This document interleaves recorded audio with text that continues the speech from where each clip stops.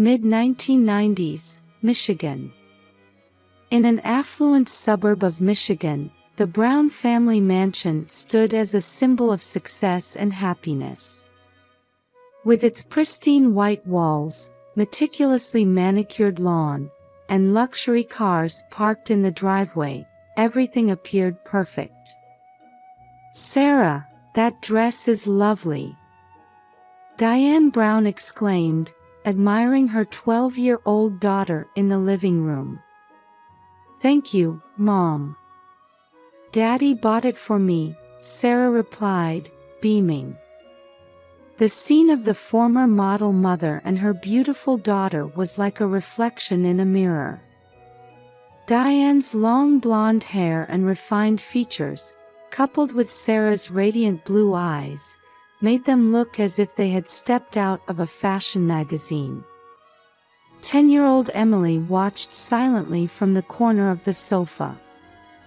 Her arms and neck bore the raw, red marks of severe eczema. She gritted her teeth, trying to resist the urge to scratch. "Emily, are you scratching again?"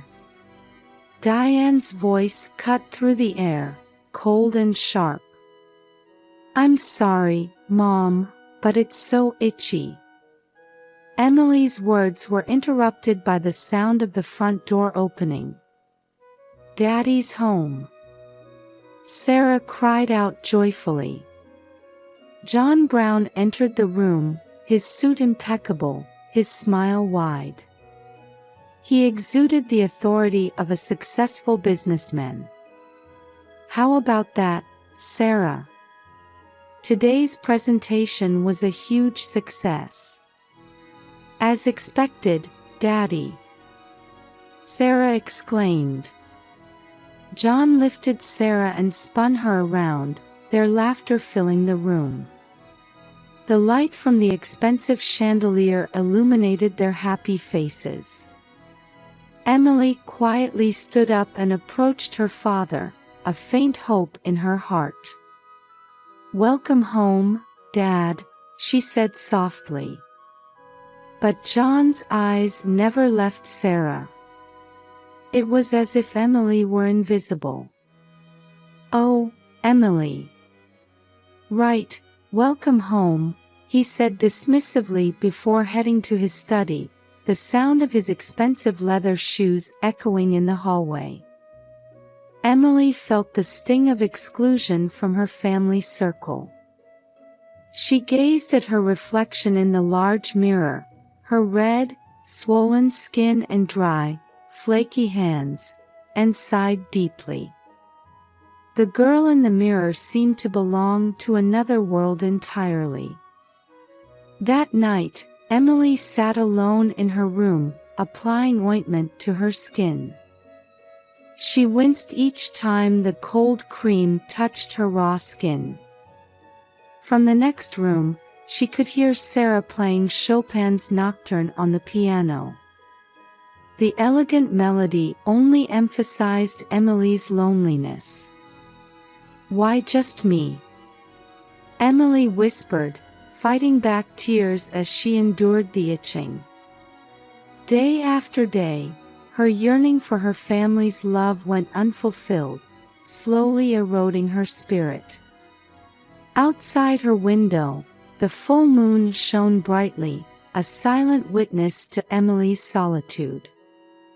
A rainy Saturday afternoon. Gray clouds hung low, releasing a fine mist over the Brown family's expansive garden. An old stone well stood silently, its moss-covered walls and rusted pulley telling of its long history. "Emily, come here for a moment," John's voice cut through the sound of rain. Emily approached cautiously. Her parents and Sarah stood around the well, unnatural smiles on their faces.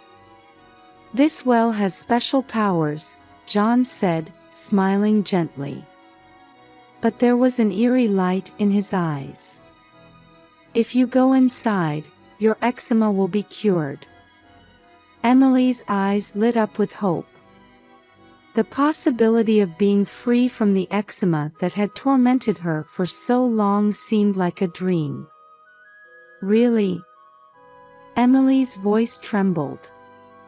Yes, Emily, Diane continued, her voice as sweet as honey. Go on, climb down. As Emily hesitated, John pushed her forcefully from behind. Emily screamed as she tumbled into the dark well. There was a splash of cold water, and she found herself enveloped in darkness. Dad! Mom! Help me! Emily's screams echoed from the bottom of the well. Her body shook with fear and cold. But her parents just peered into the well with cold expressions. This should cure your eczema, John's cruel words mixed with the sound of rain. His voice dripped with the disgust he had hidden for so long. Sarah trembled. Her sister's screams and her parents' cruelty, it all seemed unreal. Her mind went blank. Dad, please help Emily. Sarah cried out desperately. Be quiet, Sarah, Diane said sternly, her eyes as cold as ice. This is a family matter. Emily's cries gradually weakened. In the cold water and darkness, she was losing consciousness. Sarah felt overwhelmed by helplessness. She couldn't stop her parents. She couldn't save her sister. Guilt squeezed her heart. Suddenly, a strong voice cut through the rain. What on earth are you doing? It was Mrs. Grace from next door, running towards them. Her eyes blazed with anger. Mrs. Grace quickly assessed the situation and called down into the well. Emily! Are you all right? I'll get you out right away. Her voice was filled with strong determination. Mrs. Grace acted swiftly, using a nearby rope to lower herself into the well. The sound of the rope scraping against the well's edge heightened the tension. A few minutes later, she emerged cradling a soaking wet Emily. Emily's lips were blue, her body cold. But her faint breathing showed she was still alive. Are you out of your minds? Mrs. Grace's voice shook with anger as she berated the parents. Her eyes burned with fury. Emily shivered from cold and fear. Mrs. Grace held her close, whispering in her ear. Her voice enveloped Emily like a warm blanket. It's okay, Emily. You're a strong girl. One day, they'll regret this. Those words lit a small flame of hope in Emily's heart.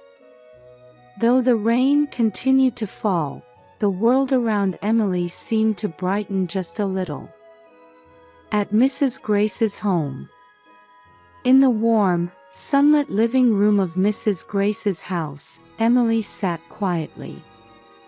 The walls were covered in cheerful wallpaper, and colorful flowers bloomed on the windowsill. It was a stark contrast to the cold atmosphere of the Brown household. Emily, here's some tea, Mrs. Grace said gently, holding out a steaming cup. Emily nodded slightly and took the warm cup in both hands. Thank you. Aunt Grace, she said softly. Mrs. Grace's face lit up at those words. Her eyes shone with affection. You're welcome, dear, she replied. A quiet bond of trust was beginning to form between them. Though Emily's skin was still red and irritated, her expression was gradually regaining a sense of peace. Mrs. Grace gently stroked Emily's hair. Emily, from now on, this is your home. You can relax here." Tears welled up in Emily's eyes. The love she had sought for so long, it was here. Meanwhile, at the Brown house. "Sarah, how was your violin lesson today?" Diane asked Sarah in the living room, surrounded by expensive paintings and ornaments. Despite the luxury, the atmosphere in the room was heavy and oppressive. Sarah answered expressionlessly, "Fine. Fine isn't good enough. You're a special child." Diane's voice was tinged with impatience. Sarah remained silent, staring out the window at the garden where she used to play with Emily. A lonely swing swayed in the wind, unused. "I wonder how Emily is doing," Sarah murmured. Diane's expression clouded at Sarah's words. "Forget about that girl. You have a bright future ahead of you." Sarah closed her eyes painfully at those words. She felt crushed between her guilt as a sister and the weight of her parents' expectations. Something deep in her heart seemed to crack. That night, Sarah sat in her room, staring at a photo of Emily. It was a picture from a few years ago, showing the two sisters hugging and smiling. She gently traced the photo with her finger. "I'm sorry, Emily." A tear fell. In Sarah's heart, the bond between sisters still burned quietly. Outside, the night wind rustled through the trees, making a mournful sound. At Mrs. Grace's house, Emily had just fallen asleep. Her sleeping face was peaceful. She seemed to be sleeping soundly for the first time in a long while. Mrs. Grace quietly closed the door. "I want that child to be happy," she whispered into the quiet night. Late 1990s, a high school in Michigan. In the hallway, 17-year-old Sarah Brown was always surrounded by a crowd. Her beauty and talent were the talk of the school. "Sarah, you're definitely going to win the next competition." "Thank you. But I still need more practice," Sarah replied modestly, though her expression was confident. However, her eyes held a certain emptiness. Behind her glorious success, her heart was plagued by a sense of hollowness. After school, in the music room, Sarah was engrossed in violin practice. The melody was beautiful, but somehow sad.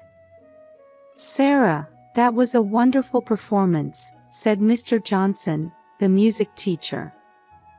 "Thank you," Sarah replied flatly. Her voice lacked the passion it once had. "But something seems to be missing, as if your heart isn't in it," Mr. Johnson observed. Sarah started at his words. I may have lost something," she said, tears welling up in her eyes. Meanwhile, at Mrs. Grace's house, Emily was intensely focused on her research. Around her were scattered herbs and cosmetic ingredients. "Emily, are you trying a new formula again?" Mrs. Grace asked with interest. "Yes, I'm researching natural ingredients that are effective for eczema," Emily replied, her eyes full of determination. "I want to help people who have the same struggles I did." Mrs. Grace smiled gently at Emily's words. "Your kindness will surely save many people." Emily continued her work silently. She looked like a completely different person from the fragile girl of 5 years ago. The eczema on her arms wasn't completely healed, but it was much better than before. I hope this works, Emily said, picking up a new cream. At that moment, a tear rolled down her cheek. Sarah, I wish you could use this too. As she whispered her sister's name, Emily immersed herself in her research once again. Outside the window, the setting sun painted the sky red, as if symbolizing Emily's passion. In the city center, John and Diane were dining at an upscale restaurant. How is Sarah doing? John asked. His voice lacked the warmth of a father concerned for his daughter. She's been a bit down lately. But don't worry, I'll make sure she stays on track, Diane replied. John nodded indifferently. I see. She's the pride of our family. Make sure she doesn't disappoint us. Their conversation sounded more like a business discussion. It had completely lost the warmth of a family. As night fell, Sarah and Emily were each beginning to walk their own paths. An invisible thread still connected them. Would that thread one day bring them back together? Early 2000s, a family home in Michigan. A family was gathered in front of the television, watching the local morning news. And now, we have a special feature on a noteworthy young entrepreneur. The announcer's voice cut through the quiet morning air. The screen changed to show Emily. She was confidently explaining her company's eczema care products. Our products are committed to natural ingredients, pursuing a formula that's gentle on the skin of those suffering from eczema. Emily's voice was strong and persuasive. She bore no resemblance to the timid girl she once was. We interviewed Emily Brown, CEO of Phoenix Skin Care, the announcer continued. At those words, the Brown family's living room froze. Emily, Diane whispered in a trembling voice. John stared at the screen in silence. His eyes reflected surprise, regret, and something else. Our goal is to give hope to all people suffering from eczema. Emily's words struck the Brown household like a thunderbolt. Sarah watched the TV with a complex expression. Should she be genuinely happy for her sister's success, or feel depressed comparing it to her own situation? Her emotions were in turmoil. Emily, amazing, Sarah said, tears glistening in her eyes. Suddenly, John stood up. We need to contact her, he said urgently. Diane hurriedly tried to stop him. Wait, John. How? I don't care. Find her. John's voice was a mix of impatience and desire. The living room phone began to ring. The display showed unknown. John picked up the receiver. Hello, Brown residence. It's been a long time, Father. It was Emily's voice. John's face turned pale. Emily, you. It's been 5 years, hasn't it? You saw the TV, I suppose. Emily's voice was calm, but underneath, a whirlpool of emotions was churning. Yes. I saw. You've done well for yourself. John's voice trembled. What do you want? Emily's question was met with a moment of silence. No, I want to see you. We need to talk. Sarah and Diane listened to John's conversation with bated breath. The atmosphere in the room became tense. "All right. Tomorrow at 2 p.m. At my office." Emily's voice was filled with determination. The call ended. John stared blankly at the receiver. "What are you going to do, Dad?" Sarah asked. John couldn't answer. Outside the window, birds were singing their morning song. But the Brown family had no room to feel the arrival of spring. After 5 years, the time for a fateful encounter was approaching. Phoenix Skincare Office. The CEO's office on the top floor of a high-rise building was enveloped in silence, shutting out the bustle of the city. The large windows offered a panoramic view of the city. Emily took a deep breath, facing her heavy wooden desk. The clock struck 2 p.m. A knock on the door. "Come in," Emily's voice was surprisingly calm. The door opened, and John, Diane, and Sarah entered. The air in the room froze at this encounter after 5 years. "It's been a while." "Emily," John's voice trembled slightly. Emily stood up and faced the three. Her presence exuded the dignity of a confident young CEO, with no trace of the timid girl she once was.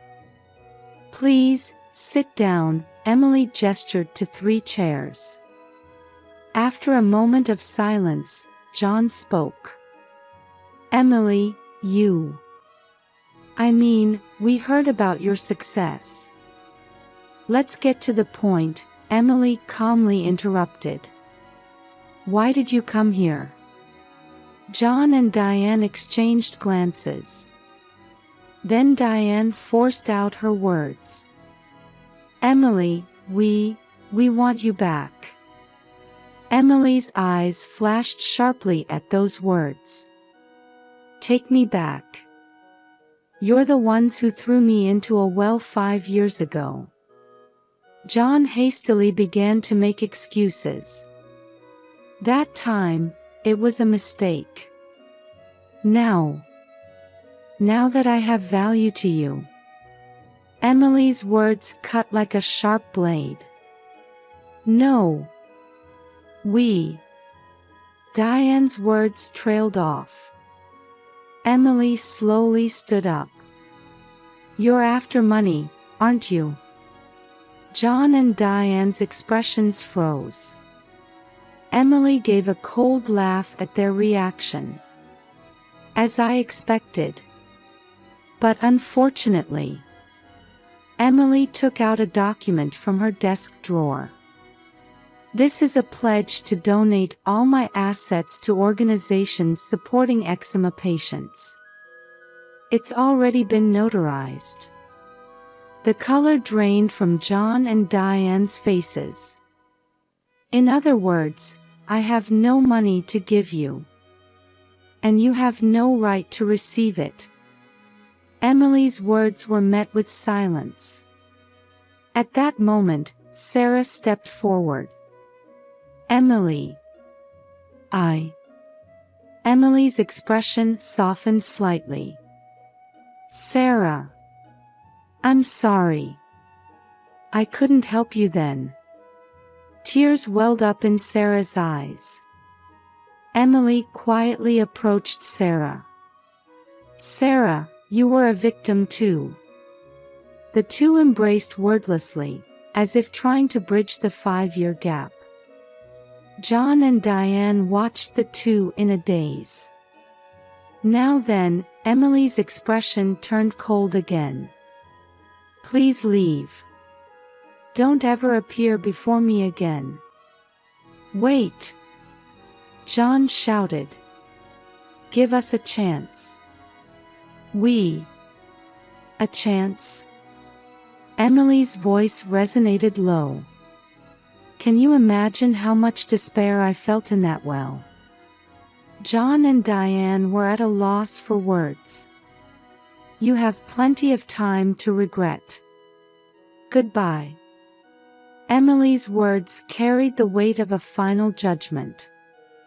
John and Diane left the room with slumped shoulders. Sarah turned back to Emily one last time and said, "Can we meet again?" Emily nodded slightly. "Yes, definitely." The door closed. Emily stood by the window, looking down at the city. Her eyes held a light of determination. Her future life would be not only for herself but for those who suffer. Emily made this vow to herself. Autumn 2005, Michigan. A large crowd had gathered in front of the Phoenix Skincare headquarters building. "Welcome to Phoenix Skincare's 5th anniversary celebration event," Emily's voice resonated through the microphone. Now 29 years old, Emily surveyed the audience with a confident expression. Her appearance showed no trace of the timid girl she once was. "Our company is not just a profit-seeking enterprise. Our mission is to give hope to all those suffering from eczema." The audience erupted in applause. After the event, Emily took a moment to relax in her office. Her secretary brought in a letter. "Ms. Brown, it's from Sarah." Emily quietly opened the envelope. "Dear Emily, I've started walking my own path now. Free from our parents' expectations, I've found what I truly want to do. I'm teaching music to children. Your courage gave me the strength to live. Thank you. I look forward to the day we can perform together. With love, Sarah." A gentle smile spread across Emily's face. "Sarah, I'm glad." She looked out the window. The autumn sunset was bathing the city in a warm glow.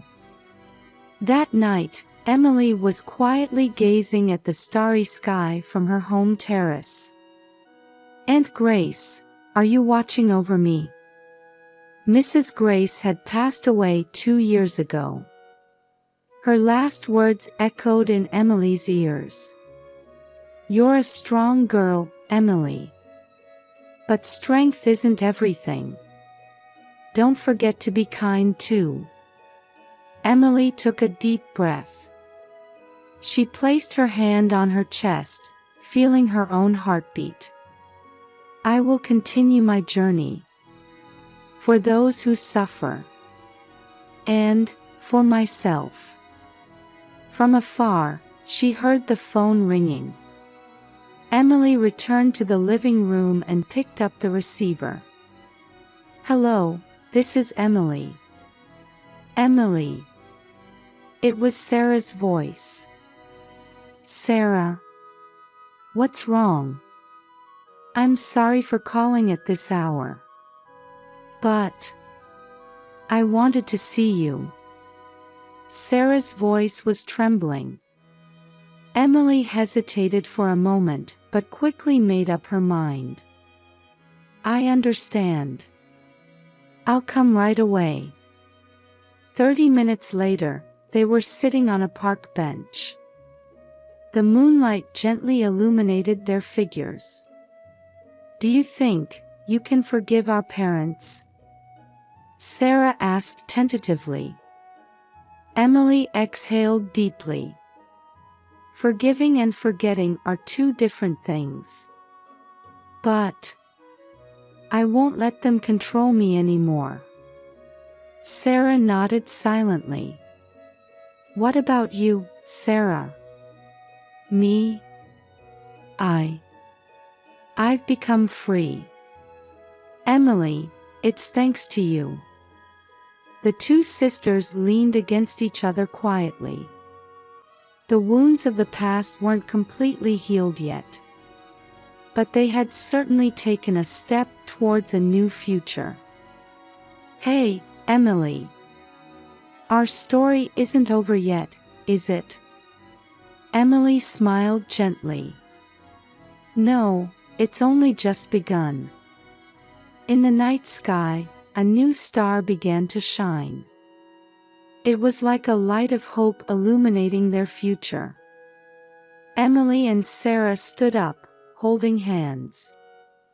Before them lay an unknown future. It might be full of challenges. But together, they could overcome anything. Well then, shall we go? Emily's voice broke the night's silence. Yes, together, Sarah replied. Their steps were light yet strong. Overcoming the past and stepping into the future. This was the beginning of Emily and Sarah's new story.